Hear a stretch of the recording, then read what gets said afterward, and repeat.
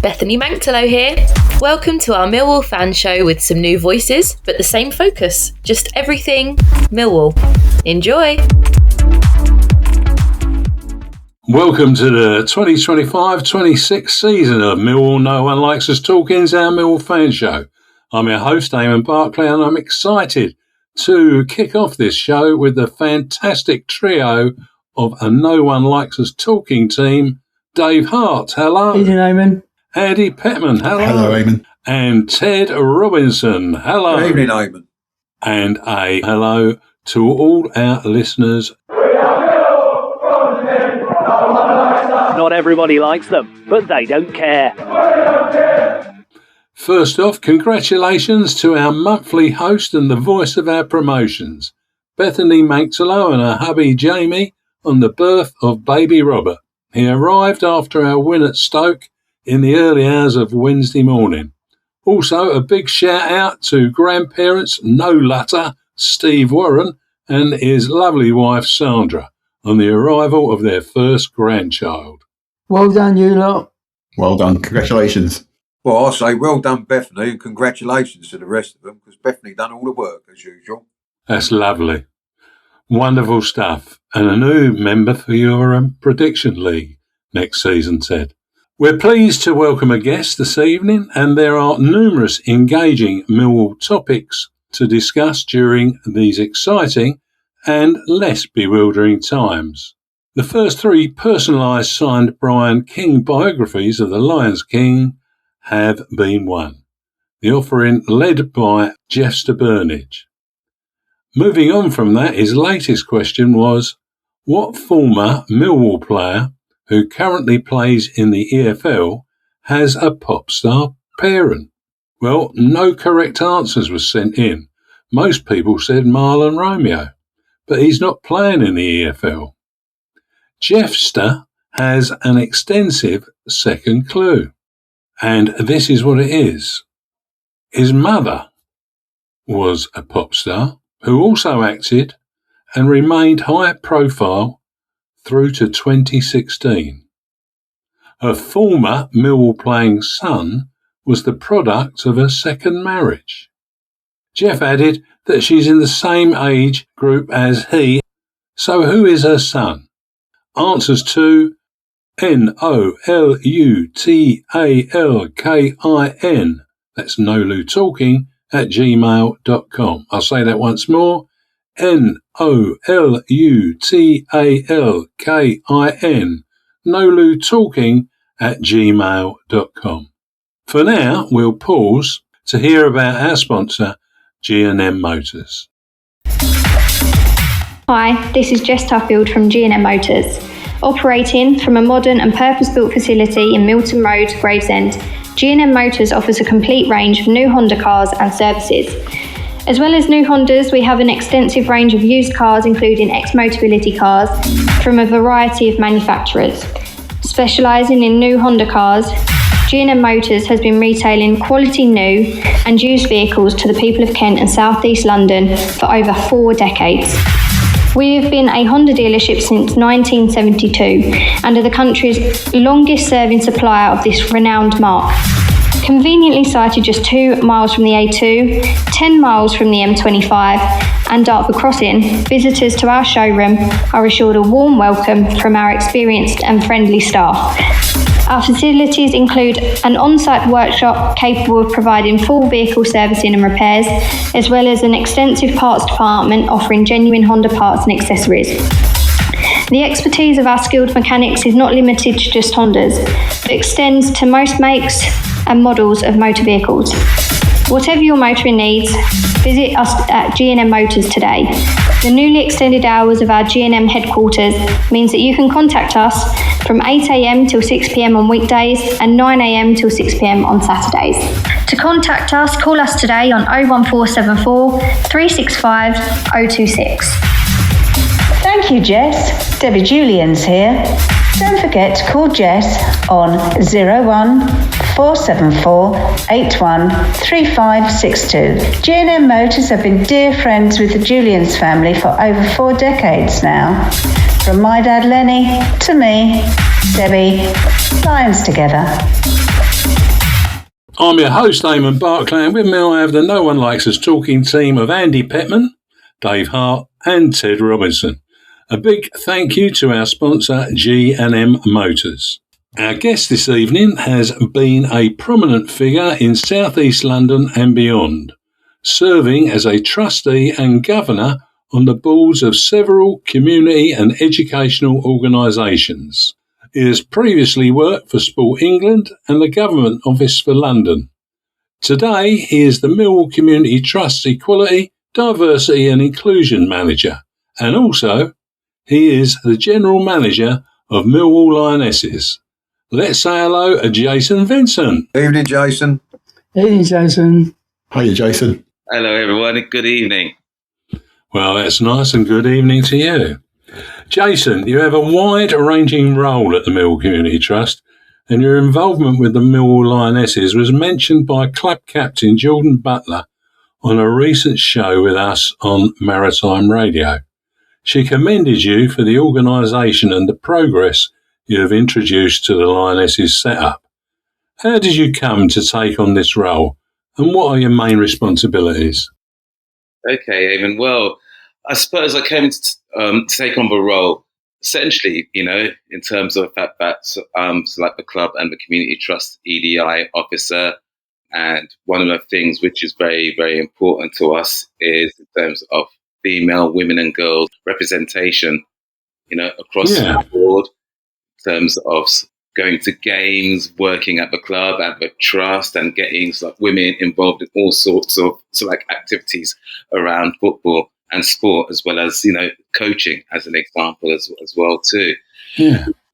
Tim Sells, at the time, football development manager, had the Lionesses under his remit, alongside Alex and Adam, who were the two managers at that time. They just asked me to come on board, or Tim did in terms of come on board just as an extra pair of eyes and helping hands in terms of seeing how we could, really develop and further, female and women participation in playing football. And Lionesses, given the legacy of who they are and what we are as well too, is very much it's very much a key institution for us. So that's how it kind of happened for me. I think it was pre-season a couple of years ago, just sat in on an AGM meetings. I went to games and I spoke to players at the time as well too, and it was just a good experience. So what happened? I think it was around September time. Both the management, I think Alex and Adam, decided to move on. I was given a bit more hands-on role in terms of overseeing the operation of the girls and just ensuring that that they were happy, getting the right amount of coaching and levels of training, and just making sure that we had a good and steady ship. And I think for me, the role has just grown. It's working in very much in collaboration with people at the trust, with Sean and colleagues like Kai, who I know has been on the show as well too, at the football club. With everyone, be it CEO Mark and Luke and Prue, and just everyone trying to just build what is an amazing legacy of the Lionesses. Given 1972, we were the first to be professionally affiliated. It was something very much important to us. And I say we very much grassroots. We're in Tier 5.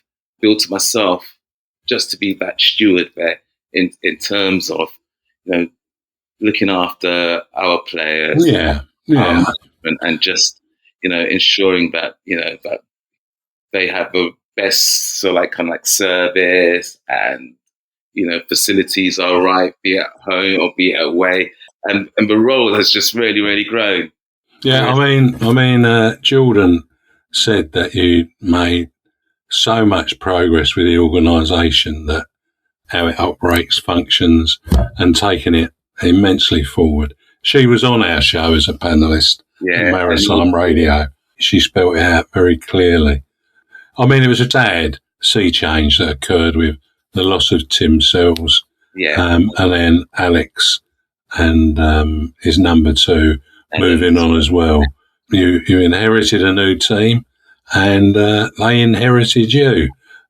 It seems to just be growing. So it is growing, Eamonn. It's, as I say, it's, what's just amazing about it all is, our squad in terms of players are a range of very much younger players who are maybe students in higher education, and then you have the likes of Jordan, who's very much experienced, established, played football for a long time, Kiera, Emma and others as well too. So we have that, in terms of either end of the age scale. Yeah. And what they put in and what they dedicate themselves to as a unit is just absolutely awesome. Amazing. Absolutely that. And, we have our challenges, like with most, teams in Tier 5 in that grassroots area of football as well too, trying to ensure that, that you've got a squad of players, 15 players, whatever, there on a Sunday, which we've done pretty well. Yeah.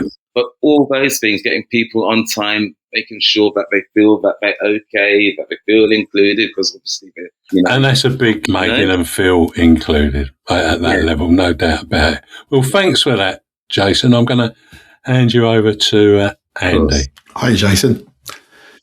Hi, Andy. The Lionesses played at the Den recently in a league match against Sutton United. This is not a regular event. Can you tell us what took place on the day and how successful it was?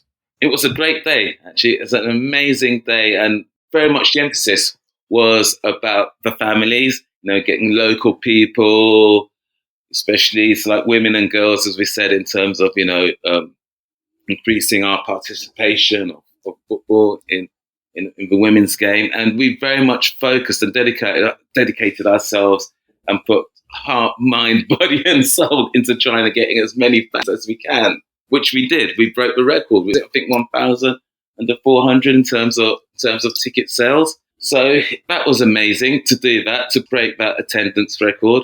What was really, really important to us was that the girls had that experience at paying at Den, just to lap up the occasion, just express themselves, enjoy themselves. Obviously, we want to win because we're just like 3/4 of the way through the season, and Sutton are a very good team, very much challenging, and put a really good account of ourselves in front of the fans. And, we scored 2 goals, and just when both those goals went in, the cheer from the stands was just absolutely outstanding. And, and for the girls to hear that, because funny enough, yesterday we had our Player of the Season awards, and I think Leva, she was the Players Season of Award. And when she scored that belter, and just hearing the crowd just like cheer would just brought so much joy to the girls, and I think that those are one of the things, that was one of the things which we wanted to really, really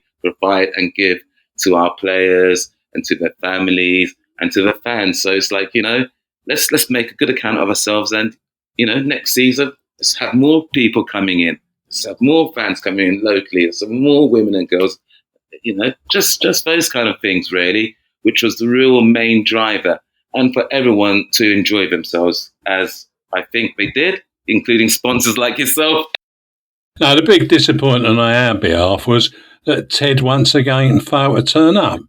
Kiera was due to give a shirt to Ted last season, and he weren't there. And then she was due to give it to him this season. He didn't turn up. So it was rather sad on that behalf. It was a really good afternoon, though. It's the first time I've been to a Lionesses game, and my whole family were there. The kids loved it. The atmosphere was really good. Good. And that's what we wanted to do, and that's what we're going to continue to do as well, too. It's important to us, if we want to get back to the lofty status of where we rightfully should be, we need to just, engage and recognise our local community, and we'll bring it up together. It's, as they say, I hate cliches, Rome wasn't built in a day, and that's where we are at the moment, just building that foundation, which the girls, which Jordan and Ted and Jack have done so amazingly well. Kai doing the social media stuff, And I just say it's their input, it's their effort, it's their heart, it's their passion, and that's resonating outwards. I'm just there just to kind of like, I hate the word facilitate, but yeah, facilitate, but just to encourage and to guide and just to nudge and just to influence and steer as best as I can do, because we've got a great community, we've got a great set of fans. That legacy of a Lioness is given how the women's game is now and the profile that it receives. We are the original Lionesses, and in uncertain terms, I let people know that wherever I go as well too. And I'm very proud of the fact of of what we've done in terms of the game, the contributions, from Prue Buckley, who's our head of of ticketing at the club, and we've got a long list of really fantastic and great players. It's amazing, and we got to just keep that going. Can I come in and defend myself here, Jason, against my teammates from this side? The reason I wasn't at the game, and please pass this on to Kira, was because, for a good reason, I was taking my granddaughter to her football match that she was playing in. So unfortunately, I couldn't make it. It's not that I didn't want to. It was more. I'll tell you what, Jay. Are any of the girls at the end of season do for the players on Tuesday night? Yeah, they will be there. I think Jordan and Liv will be there. Are you there yourself? Yeah, I'll be there myself as well too. As my penance, I shall come over to your table and say hello and introduce myself, because Eamonn has been letting me know that I've let the side down. Let's put it that way. So I will make a special effort to come over and see the table of the Lionesses on Tuesday night to make up. And say a few mea culpas. Something along them lines it will be, Eamonn, yes. Yeah, that's all right. But Jason, I'm passionate about the Lionesses. I've had a love-hate relationship with them to a certain extent, because the last time I actually played football was in a tournament on the Dens pitch, and Dave was there watching, and he'll verify this, but I actually played against the Lionesses, and I went in for a tackle with Prue, dear old Prue, I like Prue, she likes me. I know she's old. But, I'm sorry, Prue, I didn't mean that. That's coming from an old man. But I went into a tackle with Prue, and bless her, she kicked me, and she done her ankle in. Yeah. That's how I remember it. Was that right, Dave? I think that's how it happened, but that's how it happened. Anyway, she had to be carried off. She had to be carried off, and she's always reminded me of it. But bless her, I love her to bits, Prue. But joking aside, how do you see the future of the Millwall Lionesses developing, Jason? Anyway, we've heard lots of, you say Rome's not building a day, but how do you see the next stage, if you like to put it that way? It's the legacy of Prue and Katie Chapman, who I think was on recently on your programme. Pauline Cope as well too. She was on, and I think she was inducted as a Forever Lion, which is brilliant. Yeah, both of them. Dion Lennon, I can roll off alone. Absolutely. Yeah. Isn't that important? Is that just a striking thing? Isn't that something which we have to strongly and passionately retain that legacy? Given, as I say, now the prominence of the women's game now nationally, and the importance that it has now in terms of the future. It's that legacy piece, but also it's the fact that, let's look at South London. Let's look at the success of men's development and the amount of great players and young players have come through the pipeline in the last generation or so. As I say, so be the men. Why not be the women and girls as well too? And our girls academy, as an example, they've been winning tournaments now, be it cup tournaments, be it the JDLs as well too, Junior Development Premier League. They've been absolutely amazing. So let's support that. Let's try. As I said, I think one of the key things is that we have those young girls come in at very young age, under 12s, under 14s, under 16s to under 18s, get them developed. There's that pipeline. And then, a few of them come into the first team, to the Lionesses, and infuse them with the more experienced players. And we've been doing that now for the last, couple of seasons as well too. So there is room for that, thinking that the future is going to be good because of that talent and that pipeline there, but also because of that spirit which has been built and that really now strong culture of the fact that the girls recognise the badge, recognise the legacy. Like Eamonn said, Jason, we've had Jordan on, who's a very positive and passionate Millwall Lioness, I must admit. A perfect captain in my eyes, without a doubt.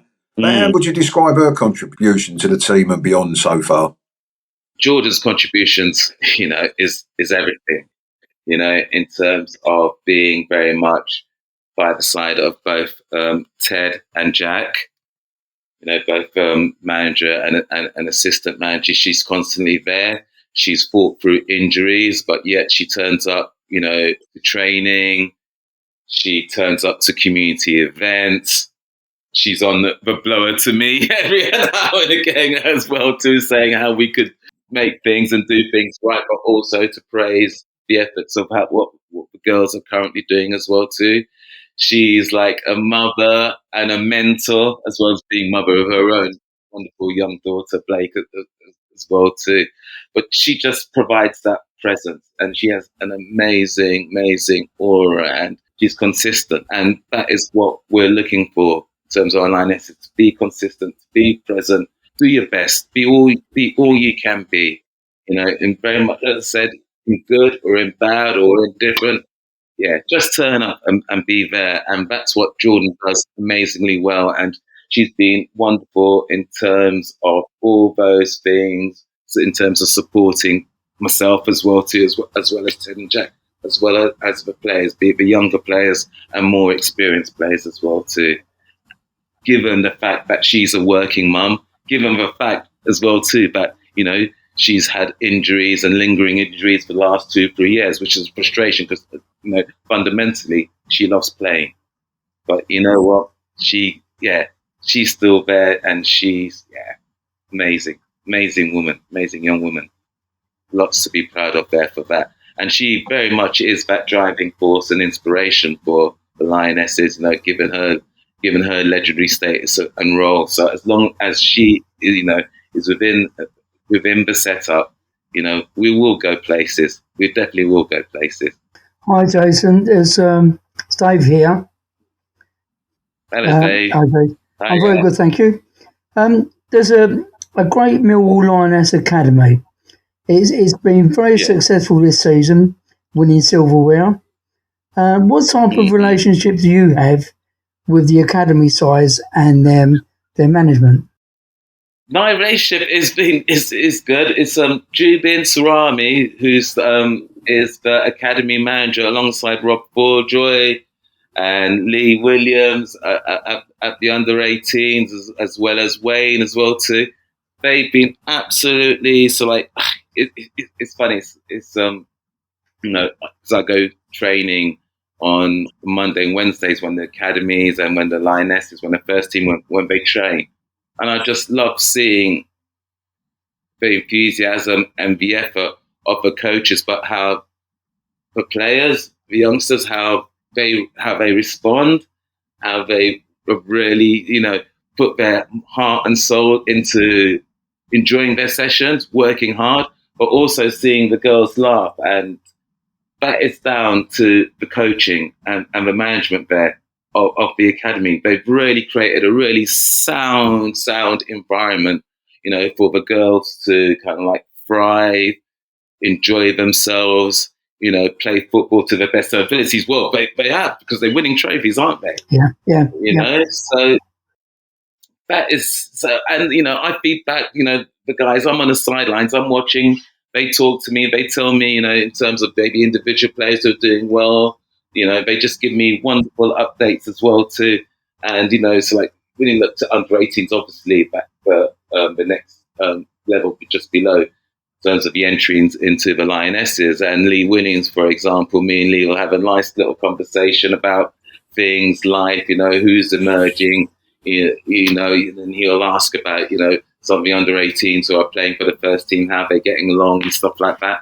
It's fantastic. So having that there, and then, you have the parents as well too, who come to training and just having conversations with them and just seeing how they mesh with the other parents as well too. So it's a really nice vibe actually on Mondays and Wednesdays at training. We've had the leader of Southwark Council, Eric King, and Portia, who sort of has the portfolio for sports and activity. They came to St. Paul's for training just at the start of the season. They were initially supposed to be there for 40 minutes. They were there for nearly 2 hours. They absolutely loved it, Brilliant. Participated, and just like kicking the ball, hearing, the views of parents and the coaches and the girls, and they just absolutely just lived off the vibe of what we're doing down there. So it's pleasing. We've got something really good going on, and as long as we have the right coaches, the right support in place from the community trust, and from the football club, we will go places. We have the talent, we have the people. That's great to hear that insight from your side, Jason. I'll follow that up with it's my understanding that trials are being organised for the Millwall Lionesses senior and academy sides. Yeah. Can you share the details for any aspiring girls and women that are listening who might want to be Millwall Lionesses? Yeah, well, I would say I think in terms of as in the girls' academy, I think they're going through their second round of trials. But I would say connect onto social media, be it Instagram, be it on Twitter. I think that's round 2 for I know for 12s, 13s, 14s is on the 2nd of May, and for the Lionesses, we are holding trials. I think we're holding trials from the 13th of May, 13th, I think 14th and 15th. But again, connect with social media, with our Instagram page, and on the website for further details around that. Ted Jones and Jack Whitten, the manager and the assistant of the Lionesses, how would you describe their impact on the team, and what qualities do they possess that influence how the team performs? They're both impressive young men. Ted teaches in a school locally, far from Gypsy Hill. His background and pedigree in terms of football was he was the under-18s coach a couple of seasons ago. And as I've said previously, in terms of the successes, in terms of that age cohort, were achieving, winning leagues and winning cup competitions. He came across as very, very impressive man, and we saw him as very much a conduit in terms of the pipeline of understanding and recognizing young talent, in terms of cooperating that young talent with older, experienced players. And a lot of that, again, from around good teaching, good coaching, and good communication. And for us, we saw, those qualities within Ted. And Jack, again, very similar. He's had a long association with the Lionesses on all various different guises. As you know, he is first team kit man as well too. He's very passionate about football. He's very passionate about the Lionesses. And we just thought that would be an excellent and perfect match. Jack's very much respected with the girls, as with Ted as well too. And, for the past 2 seasons, I've noticed, it's so noticeable how they've so much kept, the girls in harmony, both on and off the pitch, given, as I said, the fact that, you have the younger cohort of players and an older cohort of players. And to manage that is not easy. It's not easy. But they've done it, and they do it ever so well. Given the facts as well too, that you can't please everyone. Some players can't start, and maybe sidelined to injuries, and there's all those frustrations right around that. And Ted and Jack managed that ever so well. I'm so pleased and delighted, for them, how they are doing this in very much challenging circumstances, but they keep going. Because, Jack's got his first team role, Ted's a teacher, and he's a young father as well too. So it's amazing, really. And I can't speak about those two alongside with Jordan highly enough in terms of the balance and in terms of how they've, how they care, their passion, and the sacrifices that they make for the Lionesses. As I said, the coaches, the manager, and our players, they're wonderful people. They're wonderful young people who really care for Millwall, for the badge, and they put it out there week in, week out, as best as they can do. So yeah. I'm going to hand you over to Ted now because he wants to take. He wants to take over now. Take control, Ted. Take control. I don't know about that, Jason. I don't know about that. But this is the painful part of the show now. As I don't know if you know, but we have our prediction league, or my prediction league, as it's Dan as. But I picked three games, I should say, from this week's coming fixtures, and you have to tell me what you think the scores are going to be. So I'm starting this week. We've got our beloved Lions are away to Leicester tomorrow night. So how do you see that one going, Jason? Leicester versus Millwall. Our beloved Lions against the Foxes. Yeah. Yeah, I reckon I'm going to give Leicester a goal. I don't think they scored in the wee while, but I'm going to give them a goal. Leicester 1, Millwall 3. Leicester 1. That sounds brilliant to me. You can come on again, Jason. The second game I picked. I don't know who the goal scorers will be. Yeah, we don't care. We don't care as long as they get 3. Yeah, we don't care. We just got to get those 3 points. Just keep going. That's it. And the second game comes up. There's obviously the team that we're watching most at the moment. It's West Bromwich Albion at home to Ipswich. How do you see the score in that game going? Do you know what? And I'm just cross fingers. Hopefully Jed will get a couple of goals. That would be nice. And it'd be good from 2 Ipswich 0. But you know what? Jason, if your predictions come right, I'm going to come over to your table and buy you a beer on Tuesday night, let alone come and say hello. I know. So that's 2-0 to West Brom. And finally, let's do I think I know where this is going, but the last game, the other side up amongst it with us is Middlesbrough, and they're at home to Watford. How do you see that one going? Yeah, they've got trouble scoring goals as well too, and and maybe their confidence might be waning somewhat. Given the past month, the sequence of results haven't been going their way. Watford are a strong, athletic, physical team. Do you know what? I'm going to go for Watford 2-1 away. 2-1 away win. This is recorded now, Jason. If your results come in, it says I'm supposed to say here that there's a chance you might win a prize. Yeah. I'm coming to your table and buying you a beer if they come in.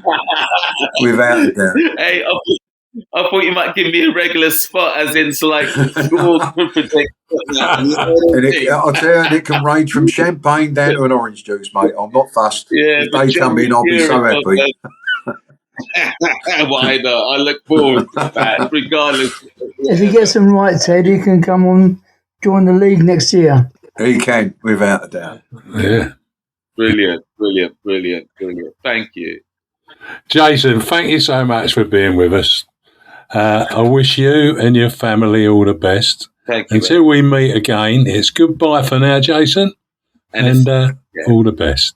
Thank you, Eamonn, and thank you, guys. As I say, look, we're going to get there. It's gradual steps, and it's good, positive steps. We've got the right people. We've got the right people there, and I know the club and the trust in terms of we're doing a lot of learning, we're growing it, and we're building it. So, let's keep going forward. Yeah, we'll do it. And the support of you guys as well too. We just got to keep up that support. The Millwall family is a thing of beauty. Let's put it that way. Yeah, absolutely. Let's keep going. Thanks, Jason. Yeah, cheers, Jason, and I'll see you Tuesday. Yeah, thanks, Jason. Ted. Yeah, appreciate it. Thank you. Bye. Thank you. Bye for now. Bye-bye. Jason is not just really committed, he's passionate, to say the least. Oh, he is, isn't he? Absolutely, over the moon. He was previously a trustee at the Millwall Community Trust. Not everybody knows that. He spent quite a time. And you might remember, Ted, he was down there when we did that interview day. Yeah. at St Paul's. I was trying to place him when we was chatting in my own mind, and I thought, I know I've met him before, but yeah, now you said that, I remember that the day at St Paul's, A nice bloke. You can tell with his voice, he's committed. You know what I mean? He's really committed to trying to improve everything and get things done. So he's got great energy. He's a bit of a Sean Daly in the sense that, you know what I mean? He don't stop running around. Exactly. Yeah. They got the Duracell effect. I can imagine them two bouncing off of one another in their past. It's very good. Very good. Amazing people. Anyhow, that was great, but we'll hear from Harvey Brown now.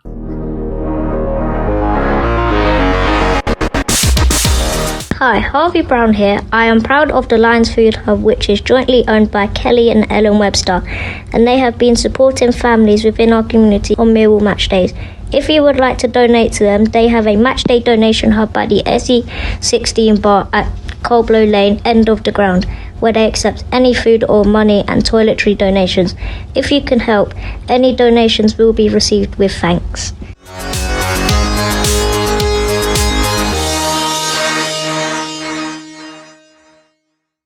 I'm your host, Eamonn Barclay, and with me I have the No One Likes Talkin team of Andy Pettman, Ted Robinson and Dave Hart. Had a bit of good news this week from Dean Brown, who explained that Harvey was not going to have any more operations like he had recently. So that's great news to hear that, Dean and Harvey and the family. Beyond that, please consider donating at the Lions Centre, as there is no match until Saturday week at the Den, the last game of our championship season. Ellis Barr has recovered well from her surgery, and we hope her mobility continues to improve. And here's Ellis. Hello, Ellis here, and I'm glad to be back talking about Millwall. I know many have watched my videos. Thanks for your support along the way. It is now time to hear what all the Millwall teams are up to. Come on, Millwall! Yeah, come on, Millwall. Come on, Ellis. Paul Loading brings us the Millwall Pride and Millwall Romans up. Hi, it's Paul Loading at the Millwall Romans with a quick update for the week.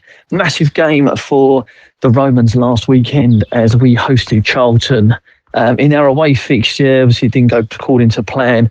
We were all really up for it. The game started off absolutely perfectly with a goal from Fernando within about a minute and a half of kicking off. We played really well, lined up with our sort of three at the back, sort of five across the middle, with Bass playing just a little bit in front of us and then two up front. And we went in at half time 3-1. We're feeling quite confident. Second half started. We did manage to nick another goal. They did manage to nick another goal, which sparks them off a little bit more. But we played well for each other, and it was just a dream result for us. 8-3 in the end, which puts us in a really good position to win the league this year. This Sunday we are away at Stoke again. Good, they're a good team, Stokey. But I think we can afford to drop points if need be. And the week after that, it's Soho. So as long as we keep our nerve, play well, keep going what we're doing, it should be a good result for us. And this weekend's predictions. So I think I'm probably going to have to go on what I'd like to happen. So Millwall, Leicester, that should be a nice straightforward one, hopefully. I'm going to say 2-0 to Millwall. Obviously, Leicester not got anything to play for. I'd love West Brom to beat Ipswich, so 2-0 to West Brom. Middlesbrough, Watford, I'd love Watford to beat them. 1-0. Just a quick mention as well, a few of us are attending, myself, Jay Lamonius and Sebastian Morley, are attending the Millwall Presentation Awards on Tuesday evening next week. We always like to give out our player award there for the season as well. And it's always a pleasure to be invited. I assume the first two won't be staying around too long, as they've got important games coming up. So just to mention, we'll be there on Tuesday. It should be a great evening again. Yeah, I'm sure it will. And Ted will come around to your table as well and buy you all a drink if those results come in. I have retired now, you know. I have retired. All right, then. All right. I'll try and stretch it to a drink and 3 straws. A drink and 3 straws. That sounds good. Our Millwall Lionesses return to action for an away fixture to Ebbsfleet on Sunday. Now, remember the Romans did an 8-3 win over Charlton. Wonderful, wonderful. And puts them top of the table and then the running place to be the champions. But the Millwall Lionesses, I think, returned their greatest return of the season when they defeated Ebbsfleet 8-2. And there's to mention your friend, Ted, Kira, who managed to do a hat-trick in that game. Did she really? And take the match ball. And, of course, actually, the whole team put in a really tremendous performance. I was picking up the loose ends on that, and they were joyous themselves, and so were the management that surrounded them. So, well done, the Lionesses. And we'll talk about what's up this Sunday for the Lionesses at the end of the show. Okay. QPR came to put us off track, but early goals from Del Boy Sacco, that's lovely, and Camille Negley finished off the hoops. On Tuesday night, we travelled to the Potteries to play Stoke, who were looking to make amends for their, amazing mishaps on Saturday, wherein they was in charge of the game all but for 12 minutes, and the opposition scored. Potter's manager, Mark Robbins, was confident that they could put in a much improved performance. However, goals from Negley, Aziz and Coburn made a playoff certainty for us, despite Caleb Taylor putting one into his own net. Let's hear from Alex Neil after the match. We confirmed that obviously that's us. We're definitely in the playoffs now. But even more than that, I think for this group to have done what they've done, I think that's 79 points now, 23 wins this season. Best away record in the league. I thought we showed that again this evening. I thought we deserved the game from start to finish. There was one little bit where they get the goals, a deflected goal off of one of our lads into the far corner, but our reaction and response was superb. And for us to confirm playoffs with 2 games to go, still in the hunt. Now obviously it's on to other people and see what they can do for the next sort of round of fixtures. Well, yeah, next round of fixtures. Well, he didn't mention Caleb Taylor. That was nice of him. But that clip was courtesy of Millwall FC media team. Ted, I'm sure you remember when Millwall won the championship. Well, I know you remember, in 87-88, playing 44 games in a 23-team division and finishing with 82 points. This season, after 44 games, we're just 3 points behind that legendary team. And with 79 points so far, we have already surpassed 1988 runners-up who were Aston Villa. How have we done this with no players scoring in double figures? It takes unbelieving, Eamonn, doesn't it, really, to find that where we are, and we've got there without anybody getting more than 10 goals. But it just goes to show what a team this is. It's all a team effort, right the way across the team. They all chip in with goals, they all defend, because at the end of the day, if you look at our goal difference, you can see that we won a lot of games by the odd goal, mainly down to the fact that we don't give a lot away. We've had plenty of clean sheets, and so we haven't had to have a goal scorer scoring 20 goals a season, because we have everywhere on the pitch, every one of them players, I think at some point or the other, has scored for us this season. You know, even down to Zach Sturridge, who's a left back who likes to get forward, and there's been a couple of times in recent games where he could have added to the one that he's got. But that's the thing, Eamonn. And I think the other night against Stoke was a perfect game for anybody that hasn't seen Mill to see how they play and how they get away with getting to the top of the table or top end of the table without scoring a lot of goals. But when we go forward, there's lots of people in the box giving us lots of options, and it's just the matter it falls to, it does take some believing, but it's just full credit to what is a proper Millwall team. Yeah, I'd agree with you there. They play for each other quite clearly, and that makes a big difference, really does. Andy, apparently QPR, according to that great monolith of a online Football League World organisation say that they're interested in signing Lucas Jensen. If that is true, hypothetically, do you think securing Anthony Patterson would be the answer if we release Lucas, or would you secure Pato even if they don't take Lucas? Well, if we ignore the fact that I think Football League World are quite creative when it comes to their stories, nice way of putting it, I think we should go for Patterson anyway. I think he's been superb since he's come in. And what's good, some of the last few games where he hasn't had much to do, but he suddenly has to pull out an amazing save out of nowhere. He does it. His concentration's there throughout. I think he's a really good keeper. I think he's going to go a long way in the game, and I think it'd be really good to secure him. But it'd be good to see Jensen back at some point. Yeah, well, if the price is right, I suppose that may happen. And he seems happy and joyful with the team. And I don't think it'll be cheap, though. I think it'd be a lot of money to secure him. They're echoing 10 million. So we'll have to see. Dave, how would you say Negley has performed since returning from injury? Negley, when he first joined us, I think it was a bit of a mystery. And I couldn't actually work out how the price tag fitted around the player. But he got injured. And since he's returned from that injury, you're beginning to see just the worth of Negley. He's got an insight in the game, which is really, really great. Almost a playmaker to a point. His positioning, his vision, and anticipation on and off the pitch, I suppose, because he's obviously had an influence on the team, and I think his finishing when he does get the chance is top notch. So he's a bit of a mystery player, but he's beginning to come out into the open and reveal his true worth. Yeah, he can do some strange things with his feet as well. Almost a magician. Never mind just a mystery. The things that he's done, how he can bring balls down, how he can scoot around others. And that goal at Stoke was quite amazing. Yeah, really good stuff.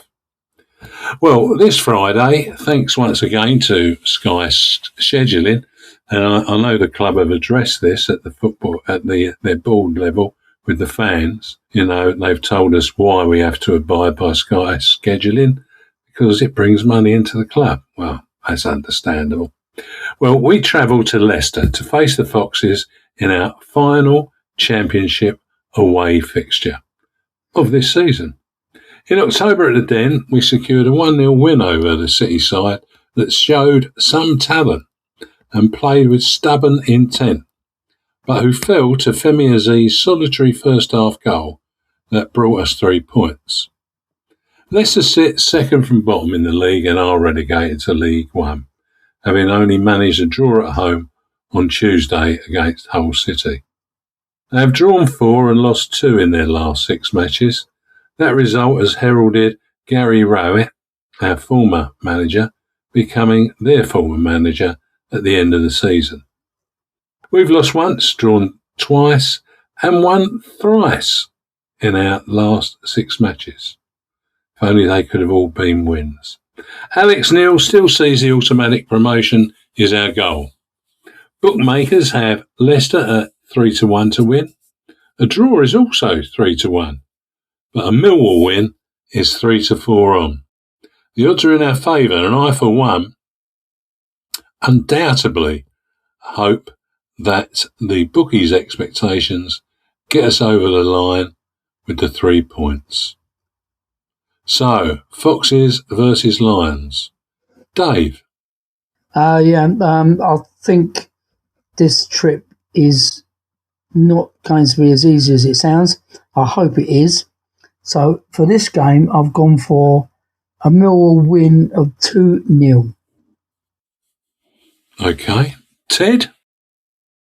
Well, so I'm still trying to fathom Leicester out, because you look at their players on paper, there's no way they should have got relegated. They should be fighting. They should be where we are, really. because they've got players that have had Premier League experience and whatever. So I only fear, a bit like Dave said, I don't think it's going to be as easy as people think. But what I am hopeful is the way that we played against Stoke. If we put a performance in like that and get their first goal, which is normally all important in these games, I think the Leicester side will be gone. I think their heads will go down, and I think we could hopefully finish up with a decent win. So I've gone, because of my wariness of Leicester, I've gone for a 2-1 win to Millwall. Okay. Andy, how about yourself? I think the Leicester fans boycotting the game would be interesting to see if they are going to play to an empty stadium and 3,000 Millwall fans. I think we'll win, because I think the atmosphere is toxic with Leicester in their squad at the moment, despite they've got decent players, but dodgy relegation. So Millwall 2-0 victory. 2-0 victory, that sounds good to me. And they're very interesting thoughts. The fear factor and the delight factor all come together. And I'm eager to see if my prediction of a 3-0 victory for us actually comes true. Right. Do you want to move on to the second two games? And if I get everybody's predictions for them. Well, first of all, we start with you, Dave. How do you see West Brom Ipswich going? With this one, it's my heart overruling my brain. I'm going to go for a 1-1 draw. 1-1 draw. Let's hope so. And what about Middlesbrough versus Watford? I've gone for a Middlesbrough 2-0. Middlesbrough 2-0. Yeah. They are struggling to score, but I can see why you say that, because Watford got a bit of a thumping the other day, didn't they? Eamonn, on to yourself. West Brom Ipswich? Yeah, I've gone for the 1-1 draw as well. And for the Middlesbrough Watford, I've gone for Middlesbrough 1, Wat 2. Like that. Andy, West Brom Ipswich? There's a theme going on here. I've also gone for the West Brom 1, Ipswich 1 result that everyone seems to have. And for the Middlesbrough-Watford game, I've gone for a home win for Middlesbrough, beating Watford 2-1. That's great. Well, I've gone, my head's ruling myself even more than you lot, because I've gone for a West Brom win against Ipswich 2-1. And I think Middlesbrough and Watford's going to be a 1-1 draw. I do hope I'm right. Well, let's all be hopeful. But we also have predictions from Nick Wythe of the Facebook Millwall Sicily site, who has not been quite front runner this season and hasn't made great pleas to go and have Manzi's pie and mash in New York.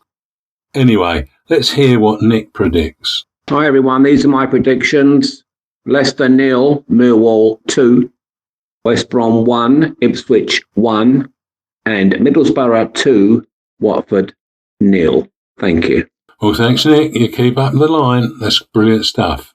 And thank you so much, Dave Hart, for putting together the results and creating the table. We truly appreciate all the effort you put into it. We'll take a break now and listen to Bethany tell us what's available at the Millwall Community Trust. Our Millwall Community Trust Lions Centre has a 4G football pitch where 9 versus 9 can play, a sports hall, classrooms and a cafe.